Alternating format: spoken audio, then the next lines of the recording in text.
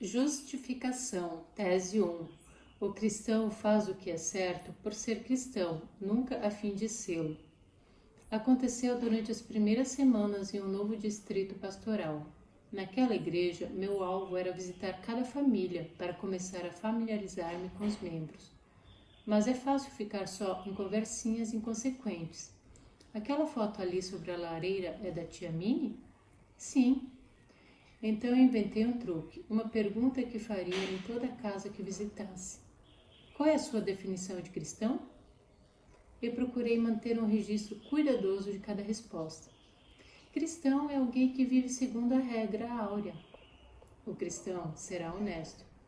Cristão é alguém bondoso e compassivo. O cristão é um bom vizinho. Ouvia muitas respostas, diferentes umas das outras, mas havia um denominador comum.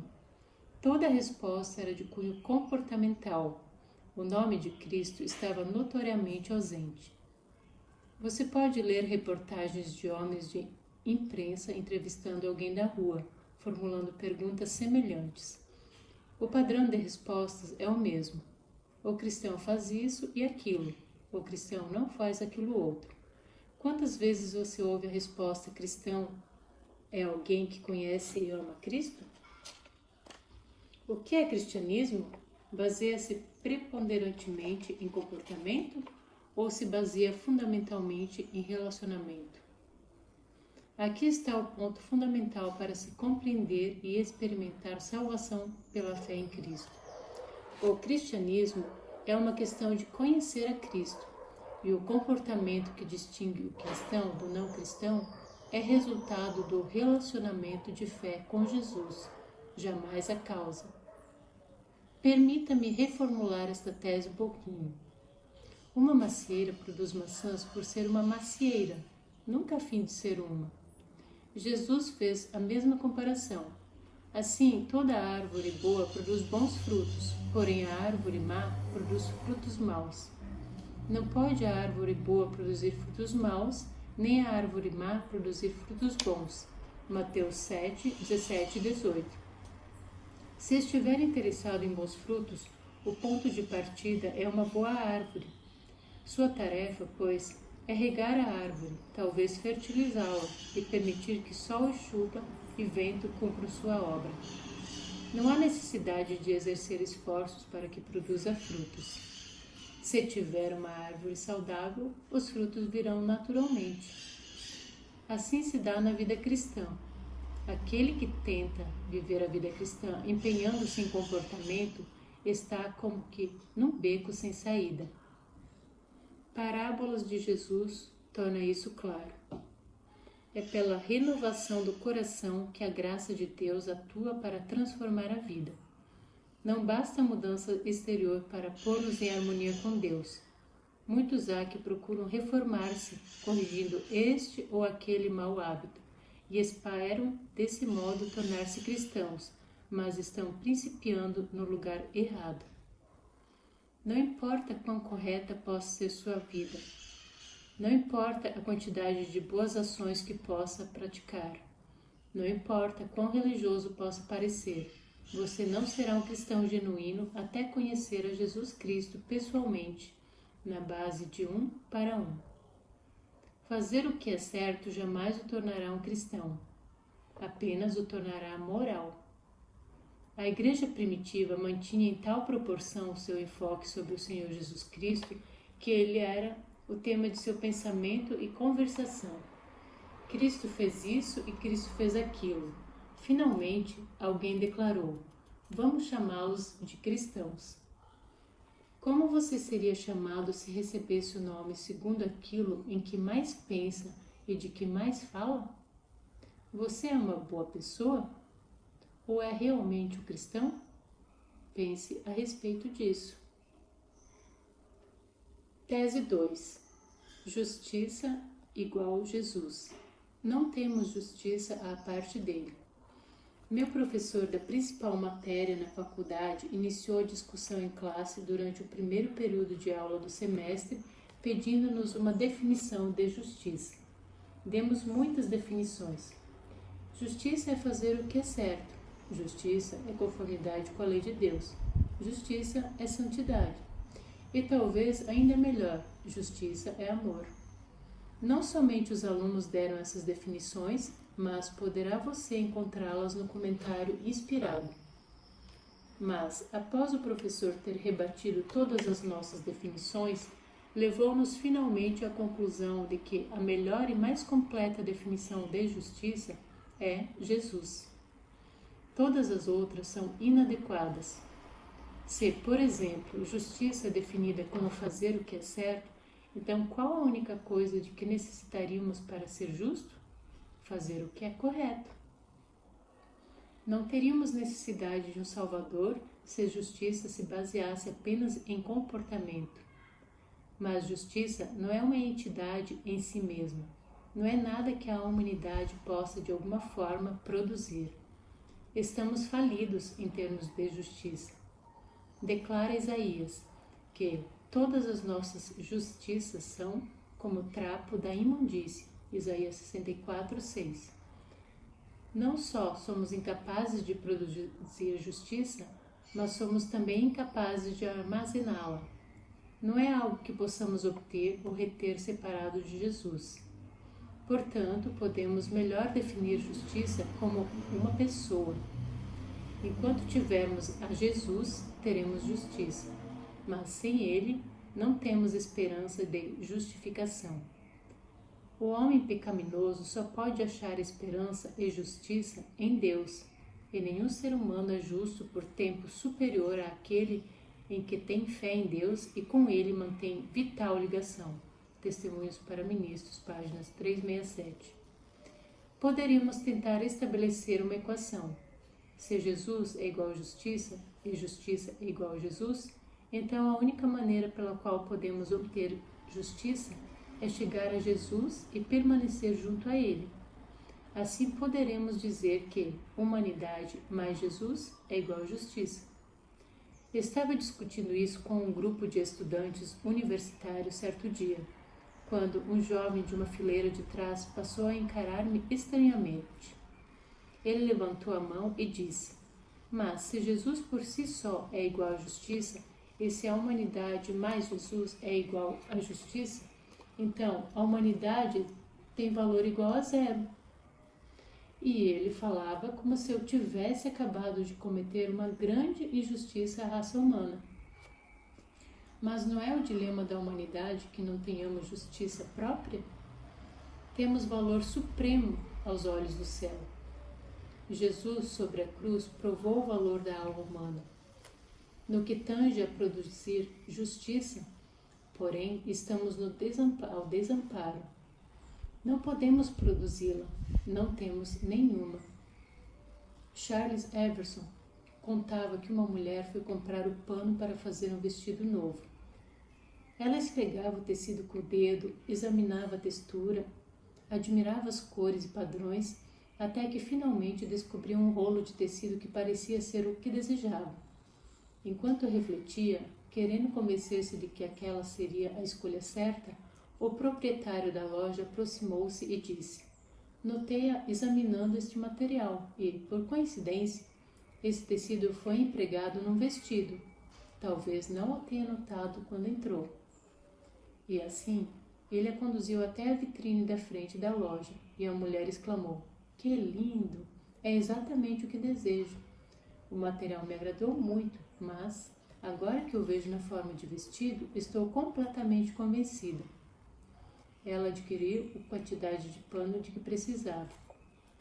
Assim se dá com a lei de Deus. Podemos admirar seus princípios, podemos concordar com seus preceitos, mas antes que possamos verdadeiramente apreciá-la e aceitá-la, precisamos vê-la na forma de uma vida, a vida de Jesus. Quando o vemos, nosso coração é conquistado, e quando o recebemos também sua justiça. Tese 3. A única maneira de buscar justificação é procurar a Jesus. Era uma vez um homem que desejava tornar-se padeiro. Ele sempre apreciara pão recém-assado e imaginou que iria gostar de fabricar pão para outros. Assim, realizou uma pesquisa na cidade para encontrar o melhor ponto para seu novo negócio. Conseguiu um lote de esquina e contratou o empreiteiro da localidade e logo estava com sua padaria pronta para ser inaugurada, com reluzentes pias de alumínio, equipamentos novinhos em folha e vitrines iluminadas à frente para expor seus produtos. Mas as coisas não estavam marchando bem para o padeiro. Ele trabalhava muitas horas, fazia publicidade de toda espécie, fez o melhor que pôde para avançar no ramo. Contudo, parece que não conseguia produzir o tipo de pão que havia experimentado no passado. Quando os fregueses chegavam para ver seu novo estabelecimento, raramente adquiriam qualquer de seus produtos e nunca mais voltavam. Finalmente, após anos de luta, ele teve de admitir que era um fracasso. Estava a ponto de falir. Havia tentado tudo quanto sabia para tornar sua padaria um sucesso, mas nada tinha dado certo. Exatamente quando estava a ponto de desistir, ouviu a respeito de algo que revolucionou toda a sua atividade comercial. Soube que, para fazer pão, é necessário utilizar farinha. Não havia tentado antes, mas isso lhe pareceu fazer sentido. E quando começou a empregar farinha, deu-se uma grande diferença. Imaginou a história acima como uma parábola? Talvez lhe pareça difícil de acreditar que alguém realmente passasse por alto a verdade simples e básica de que é necessário utilizar farinha para fazer pão. Reconhecemos que seria trágico tentar manter uma padaria sem isso. Não importa em que ramo de negócio você esteja empenhado, precisa conhecer certos requisitos básicos se espera ter êxito. Não se pode operar um banco sem dinheiro. Não se pode operar uma ferrovia só com vagões, sem locomotiva. É impossível produzir lã se não tiver ovelhas. Mas no que se refere a viver a vida cristã, quantos de nós não passamos por alto o que é básico a isso durante anos? Procurar justiça, mas sem saber como obtê-la? E não passa de desapontamento tentar ser cristão sem entender como se consegue isso. Os homens de imprensa apresentam certas perguntas-chave a fim de chegar às questões básicas de uma reportagem. Tais perguntas podem ser transferidas para a vida cristã. A primeira é: o que? Às vezes, o mais fácil é falar sobre o que da vida cristã. Alguns de nós fomos criados à base de o que. O que fazer, o que não fazer, a fim de ser cristão e obter a salvação.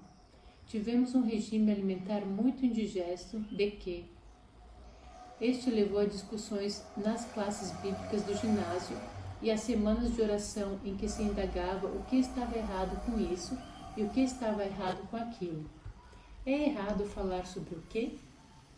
Não, a Bíblia fala muito sobre o quê, mas o que nunca pode ser a base do cristianismo. A seguir surge a questão de o porquê. Esta é a pergunta sofisticada, intelectual. É o melhor tipo de pergunta para preencher o tempo durante o estudo da lição da escola sabatina. Por que pode ser importante? Deus declara: vinde e arrazoemos, Isaías 1:18. Não é errado arrazoar. Somos criados à imagem de Deus, com capacidade para pensar e ponderar. Mas por que não é suficiente? Outra questão com a qual despendemos muito tempo na história de nossa igreja é: quando? Quando irá acontecer tudo? Assim temos os gráficos sobre a parede falando sobre quando. Talvez alguns estejam tão interessados no quando por estarem esperando embarcar no último vagão para o escape. Mas outros aguardam que o quando os alcance antes de descobrirem como cumprir o que. Se você foi criado com base em o que e por que e quando, a próxima pergunta lógica será: como? É uma pergunta de caráter prático e pode levá-lo à teoria da justificação pela fé. Se não entender como, o restante só irá deixá-lo frustrado. Mas, mesmo saber como não é suficiente, porque justificação pela fé é mais do que uma teoria. Mas mesmo saber como não é suficiente, porque justificação pela fé é mais do que uma teoria. É uma experiência, e como se torna uma questão das mais emocionantes quando se entende que a resposta ao como é quem. Jesus é a base do cristianismo. É verdade que a Bíblia fala sobre procurar a justiça, Sofonias 2, 3, ou diz em poucas palavras, buscai a justiça. Alguns de nós têm julgado que a maneira de buscar a Jesus é buscar a justiça. Mas perdemos de vista o como, sendo que justiça é igual a Jesus. A forma de buscar justiça é buscar a Jesus. A justiça de Deus se acha concretizada em Cristo. Recebemos a justiça recebendo-o a Ele. O maior discurso de Cristo, página 18. Tese 4. Cristianismo e salvação não se baseiam no que você faz, mas em quem você conhece. Certa mulher adquiriu um novo par de lentes de contato. Não muito depois disso, foi detida por violação do trânsito. Após examinar os documentos e verificar as restrições assinaladas em sua carteira de motorista, o guarda perguntou: "Onde estão os seus óculos?" A mulher respondeu: "Eu tenho contatos." O guarda retrucou: "Não interessa em quem a senhora conheça. É obrigada a usar óculos." É fato incontestável que neste mundo faz muita diferença saber quem você conhece. Se estiver em busca de emprego e for conhecida do chefe, levará vantagem. Se for levado perante o tribunal e conhecer o juiz, isso pode ser uma boa notícia. Se estiver desejoso de entrevistar-se com alguém importante e descobrir que conhece um amigo dele, está com tudo. Quando Abraham Lincoln era presidente, às vezes deixava instruções com seu grupo de auxiliares para não ser perturbado. Entrava em seu gabinete e fechava a porta. Os guardas permaneciam do lado de fora e circulavam pelo corredor para impedir qualquer um de entrar. Mas alguém poderia vir correndo pelo corredor, passar por todos os guardas e abrir a porta, indo direto ao presidente. Os guardas nem tentariam interceptá-lo. Por quê? Porque seu nome era Tad Lincoln e era o filho do presidente. Seu relacionamento com o presidente fazia toda a diferença. Acredita que seu relacionamento com Cristo é a coisa que faz toda a diferença em sua vida espiritual? Acredita que o cristianismo se baseia em quem você conhece? Ou crê que se baseia no que você faz? Numa reunião campal no noroeste dos Estados Unidos, muitos anos atrás, o redator da revista Adventista levantou-se e dirigiu algumas perguntas ao auditório. Disse: "Quantos creem que somos salvos somente pela fé em Jesus Cristo?" Umas poucas mãos se ergueram, mas foram logo baixadas. Indagou então: "Quantos julgam que são salvos com base em suas obras?"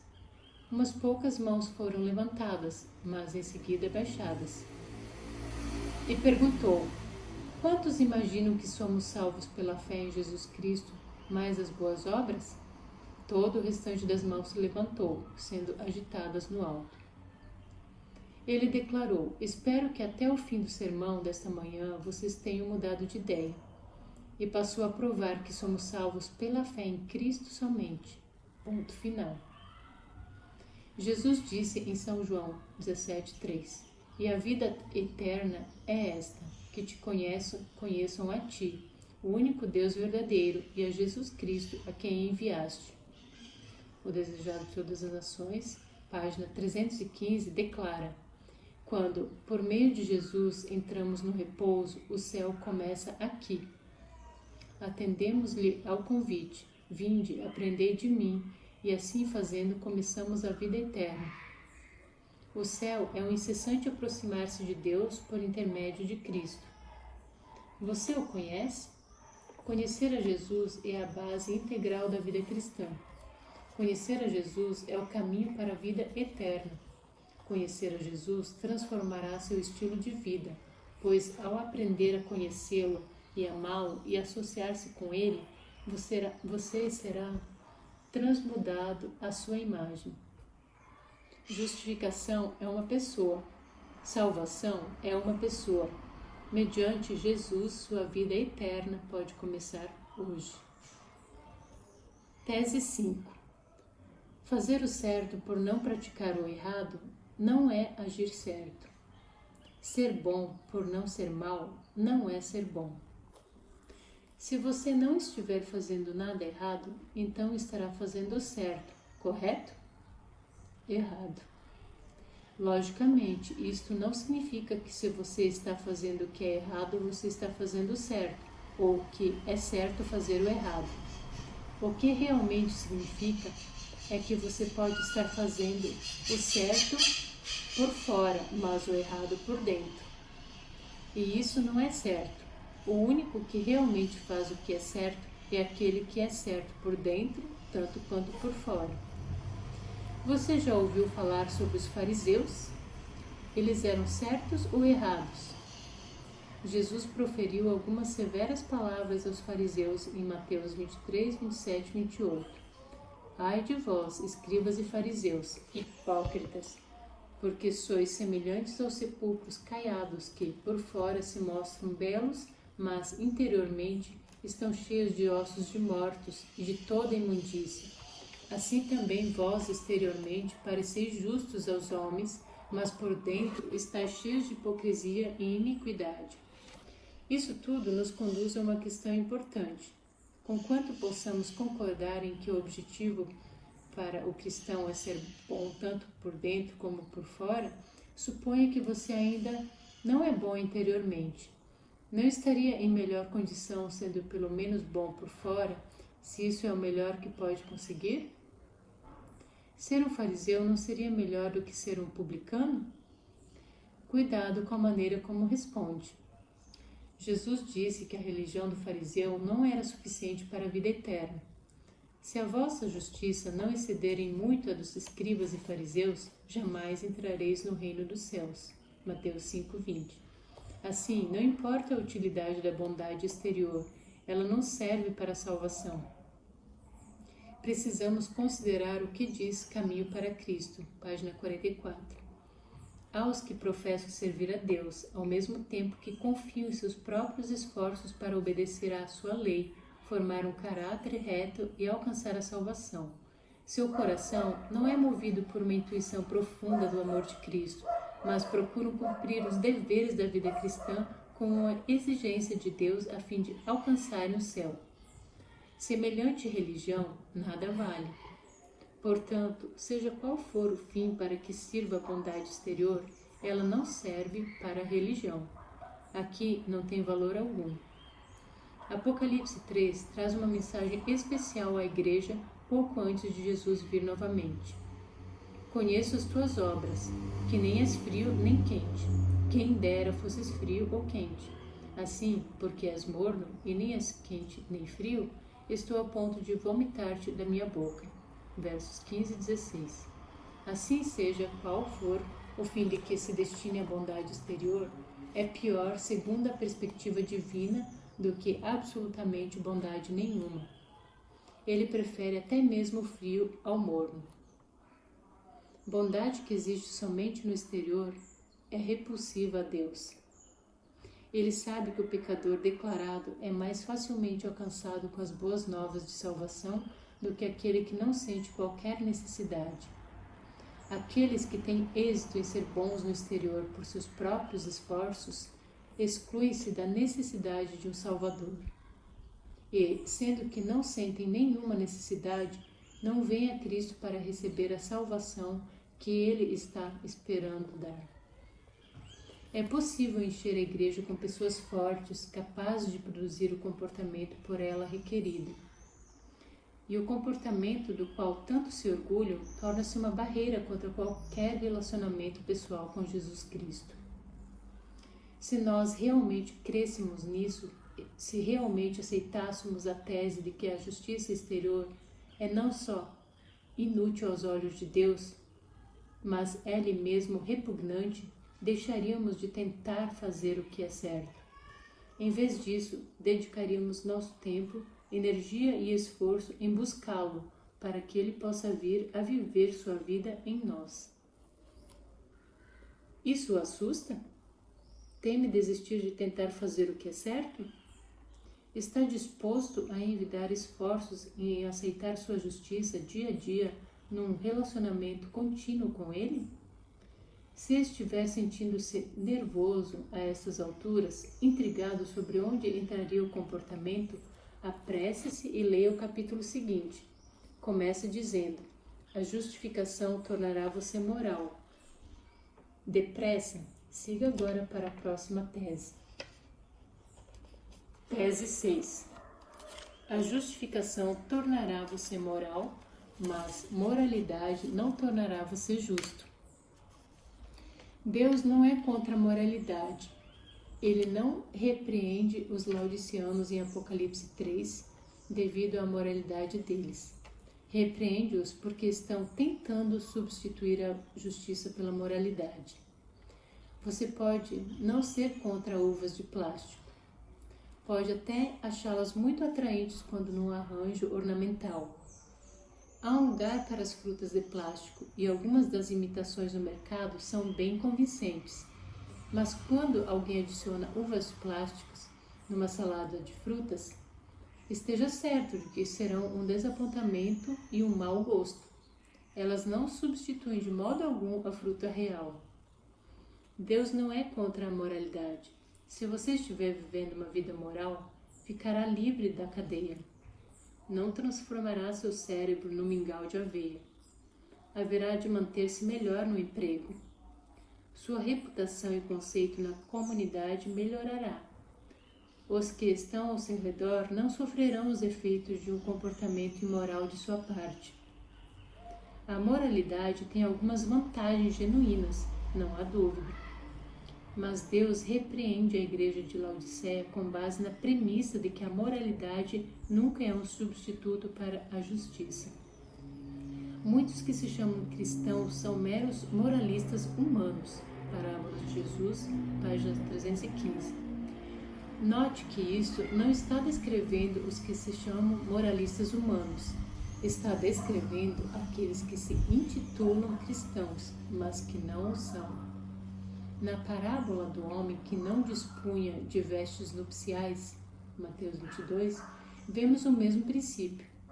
O homem poderia ter preferido permanecer em casa, onde suas roupas de cidadão comum não despertariam qualquer comentário. O rei o convidou para as núpcias, mas não o forçou a assistir a elas. O problema do homem era que ele tentou usar suas próprias roupas em lugar das vestes que o rei provia e ainda participar das bodas. As pessoas ao tempo de Cristo haviam aperfeiçoado uma religião baseada somente em moralidade. O fariseu que orou em pé no templo era uma vítima da moralidade como substituto da justiça. Ele estava tocando seu próprio tambor moral. Recitou para Deus uma lista de atos que sentia recomendá-lo aos céus.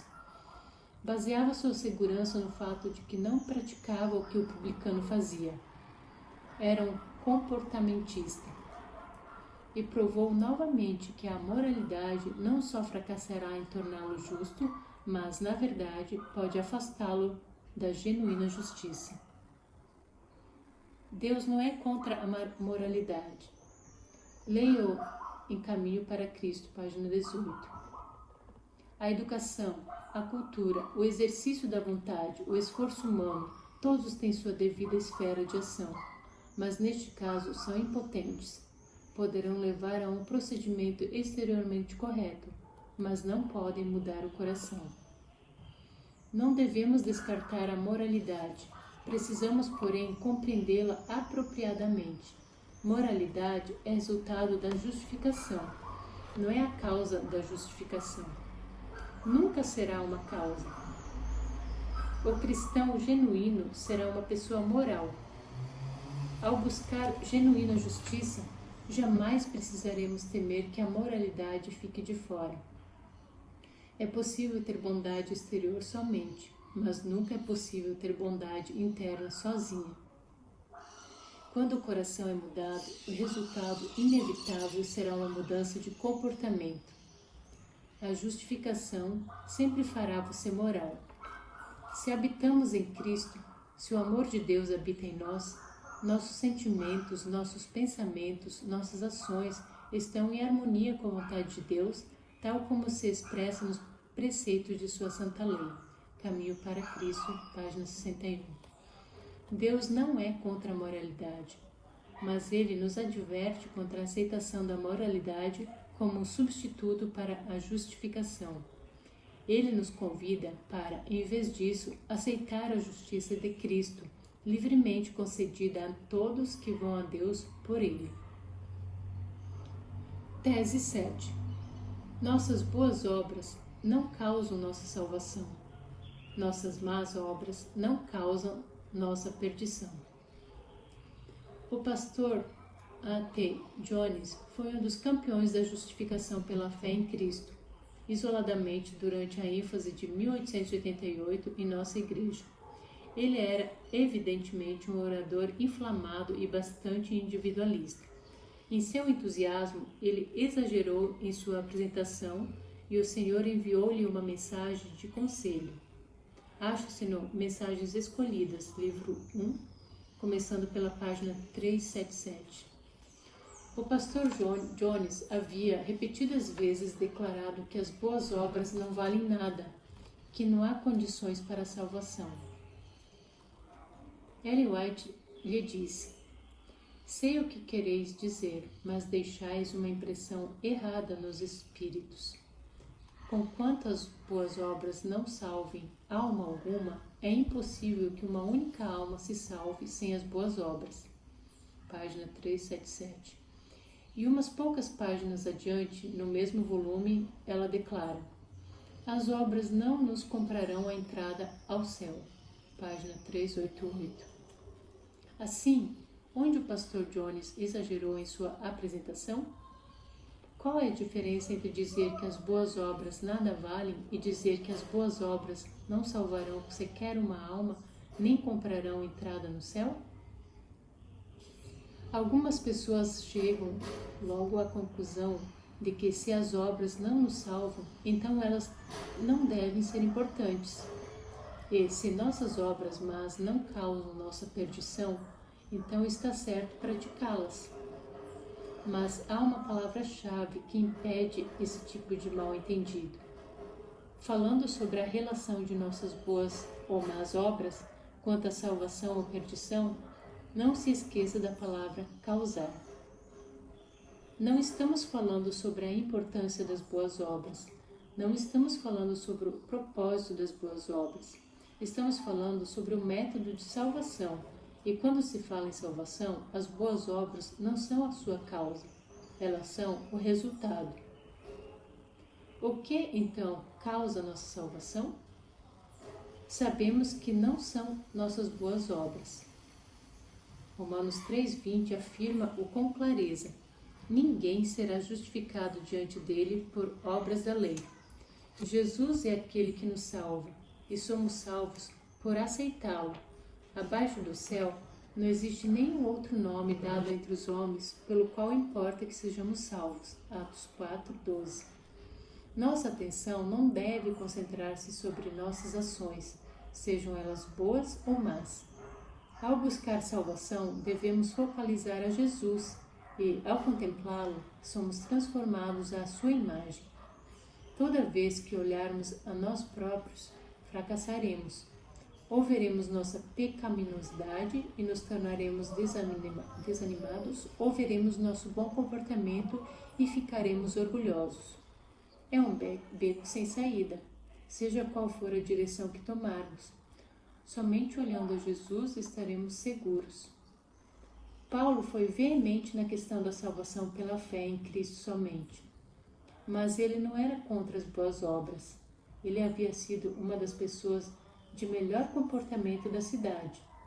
Ele fala a respeito disso em Filipenses 3 e declara: se alguém tem razão de contar vantagens quanto às boas obras, vou comparar meu registro de conduta com a dele. No final, entretanto, ele considerou tudo isso como perda quando o comparou com a justiça de Cristo. Julgado pela letra da lei, segundo os homens a aplicam à vida exterior, havia se abstido do pecado, mas quando olhou as profundezas dos santos preceitos e se viu a si próprio como o via Deus, prostrou-se humilde e confessou a culpa. Caminho para Cristo, página 29 e 30. Certa vez eu estava discutindo essa tese com um grupo de ministros.